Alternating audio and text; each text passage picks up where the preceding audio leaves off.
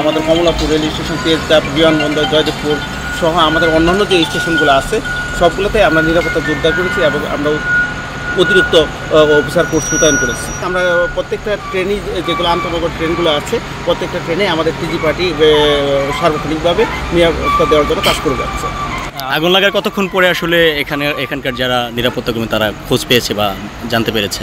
এইখানে আগুন লাগার সাথে সাথে এরা জানতে পেরেছে এবং সাথে সাথে তারা ফায়ার এক্সটিংগুইশার ইউজ করে তারা আগুনটি নিভিয়ে ফেলে। একই সাথে যাদেরকে সন্দেহভাজনভাবে গ্রেপ্তার আটক করেছেন তাদের আসলে সাথে কোনো ধরনের আগ্নেয়াস্ত্র বা কোনো কিছু পাওয়া গেছে? তাদের সাথে কিছু পেয়েছেন কিনা? যাদেরকে আটক, দুজনকে সন্দেহভাজন হিসেবে আটক করা হয়েছে এবং কোনো তথ্য কি পেয়েছেন কিনা? তাদের কাছে তেমন কোনো কিছু পাওয়া যায়নি, তবে আমরা জিজ্ঞাসাবাদ করতেছি যে আসলে মূল ঘটনা কি।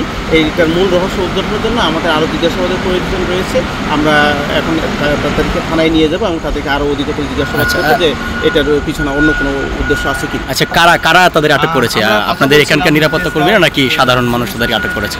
এখানকার নিরাপত্তা কর্মী এবং এখানকার সাধারণ মানুষ উভয়েই তাদেরকে আটক করেছে। আচ্ছা, আপনার পরিচয়টা?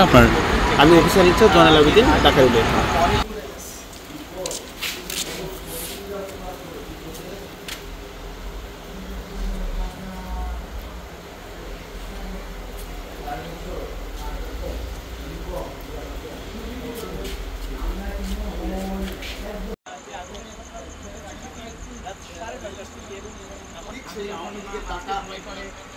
লকডাউন কর্মসূচি আরো বিভিন্ন জায়গায় কিছুক্ষণ আগে